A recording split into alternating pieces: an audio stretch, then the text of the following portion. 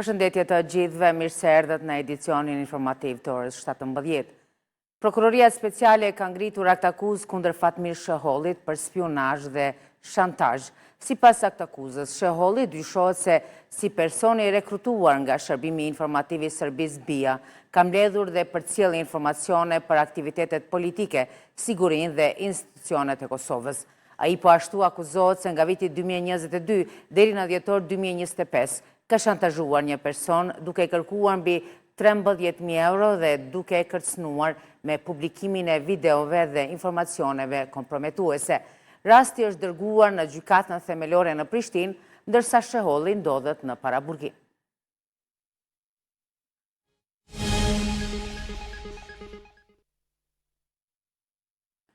Në moshën 78 vjeçare është ndarë nga jeta ish nënkryetari i LDK-s dhe kryetari i parë i komunës së Prizrenit Eqrem Kryeziu. Kryeziu ishte disa mandate deputet në Kuvendin e Kosovës. Ushtruesja e detyrës së presidentes Albulena Haxhiu në telegramin e ngushëllimit dërguar familjes Kryeziu ka shkruar se me vdekjen e tij, Kosova humbi një intelektual dhe veprimtar të shuar të një brezi që angazhimin për vendin e ndërtoi mbi dije dhe përgjegjësi.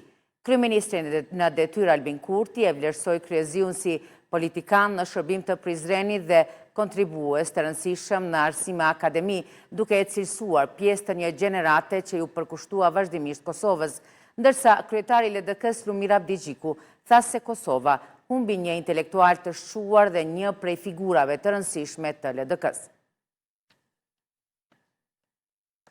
Ndrojmë temë të informacionit. Partia Demokratike dhe Aleanca kanë vazhduar edhe sot aksionin para objektit të qeverisë, duke kërkuar zhbllokimin e institucioneve. Të shoqëruar nga asambleist, drejtor dhe aktivist të komunës së Prishtinës, ata kërkuan rikthimin e rendit kushtetues dhe konstituimin e kuvendit. Dy subjektet opozitare kanë thënë se nuk do të tërhiqen nga kërkesa e tyre derisa institucionet të zhbllokohen. Dëmi është shumë i madh. Dhe ka vetëm një njeri që sot nuk lodhet për stagnimin në gjitha drejtimet që ka Republika e Kosovës. Prandaj nga këtu i themi deputetit Kurti, që të kthehet në kuvend, t'i hapë rrugë krijimit të institucioneve të reja, sepse Kosova është projekt shekullor i shumë brezave dhe nuk mund ta shkatroj askush. Përqojmë një porosi, e porosia shumë e thjesht që shkelsi recidivist i kushtetutës vazhdon të strukët në zyrën e vetë. Ai 120 deputetëve të Kuvendit Kosovës ja u ka marrë mandatin që ja u ka dhënë populli. Ai, një njeri i vetëm, nuk lejon që të ushtrojmë detyrën tonë si të zgjedhur të popullit, të votuar nga sovrani në Kuvendin e Republikës Kosovës. Kosova nuk ka kohë për të humbur. Qytetarët nuk kanë kohë për të pritur kalkulimet politike të askujt. Prandaj, kërkesa jonë është e qartë. Albin Kurti nuk mundet në njërën anë t'i gëzoj privilegjet e qeverisë, ndërsa në anën tjetër të mbehet i bllokuar konstituimi i kuvendit. Institucionet nuk janë pronë e një individi, po as e një partie politike. Vazhdojmë me zhvillimet e tjera. Organizata e veteranëve të luftës së UÇK-s ka bërë të ditur se do të vazhdojnë takimet në arenën ndërkombëtare ku do të kërkohet drejtësi për ish-krerët e UÇK-s që po mbahen në Hag. Kryetari i organizatës Jusni Gucati po ashtu bëri thirrje për pjesëmarrje masive në marshin e 12 shtatorit. Ai tha se presin që ish-krerët e UÇK-s në shtator të kthehen në vendlindje. Nga Prishtina drejt arenës ndërkombëtare, organizata veteranëve të luftës së UÇK-s do të shtojë përpjekjet përmes takimeve dhe angazhimeve të reja me kërkesë lirimin e ish-krerëve të ushtrisë lirimtare të Kosovës që po mbahen në Hag. Përveç angazhimit në arenën ndërkombëtare, UVL-UÇK ka bërë thirrje për pjesëmarrje masive në marshin e 12 shtatorit të organizuar nga iniciativa Liria ka emër. Duke pasur parasysh zhvillimet e fundit dhe mundësinë e një vendimi politik, ne do të fokusohemi, veprimtaria jonë do të jetë gjithmonë në arenën ndërkombëtare diplomatike, ku presim kena bërë ftesë që takohemi me shumë njerëz para seancës, takohemi, kështu që ne do të shtiremi në rrafshin diplomatik ndërkombëtar gjithmonë kundër gjykatës speciale. Gucati u shpreh se presin që më 16 shtatori ish-krerët e UÇK-s të lirohen nga akuzat e speciales. Me shpresë se ata me 16 do të kthehen familjet e tyre, në vendin e tyre dhe do të lirohen të lirë. Ne do të mbështesim protestën, do bëjmë thirrje që dalin protestë, të jetë një protestë e madhështore nga qytetarët, nga veteranët, nga gjitha strukturat. Gucati po ashtu ka njoftuar se kryesia ka marrë vendim që të përjashtojnë nga organizata Skender Lugiqin, sipas tij për shkak të fyerjeve që ka bërë ndaj Ramush Haradinaj.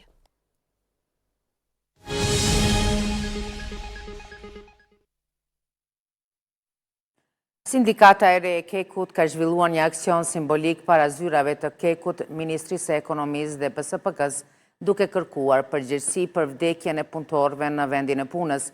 Sindikata ka paralajmëruar edhe protesta për kushtet dhe sigurinë në punë.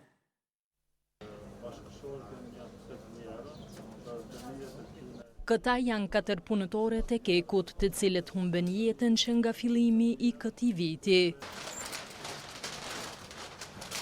Fotografitë e tyre bashkë me mesazhe përcjellëse u vendosën para zyrave të Kekut në Prishtinë, Ministrisë së Ekonomisë dhe zyrave të BSPK-s në një aksion simbolik nga sindikalistët e Kekut. Ne sot sindikata e Kekut me një aksion simbolik para drejtorisë dhe menaxhmentit të Kekut vendosëm disa fotografi të kolegëve tonë që kanë humbur jetën në vendin e punës. Dje, me vendim të kryesisë dhe të Këshillit Ekzekutiv të Sindikatës së Re, këta punëtorë, Migjen Sadikun, Milazim Binakun, Haxhi Gojnosin dhe Arbenit Ahmetin, Sindikata e Re i shpall hero të punës, me mirënjohje post-mortem. Edhe njëherë, kërkojmë nga institucionet të Republikës Kosovës, nga Korporata Energjetike e Kosovës, të respektohet ligji i punës. Po ashtu, Sindikata e Re e Korporatës Energjetike të Kosovës ka paralajmëruar protestë punëtorëve në 3 divizionet e Kekut, pas shqetësimeve për kushtet e punës dhe sigurinë e punëtorëve. Gjatë njoftimit të fundit nga bordi dhe menaxhmenti i Kekut, u zëtuan se mbeten të përkushtuar që siguria dhe shëndeti i punonjësve të jenë prioritet i përhershëm dhe përgjegjësi themelore institucionale e korporatës. Kryetari i Prishtinës Përparim Rama ka kritikuar vetëvendosjen duke akuzuar për bllokimin e iniciativave të kryeqytetit. Rama ka thënë se gjykata administrative ka refuzuar padinë e Ministrisë së Administrimit të Pushtetit Lokal ndaj komunës së Prishtinës, duke e cilësuar vendimin si një tjetër betejë institucionale të fituar. Gjykata administrative ka vendosur në favor të komunës së Prishtinës pas një padije të cilën e kishte bërë Ministria e Administrimit të Pushtetit Lokal në vitin 2024 ndaj vendimit të komunës për themelimin e 3 drejtorive të reja.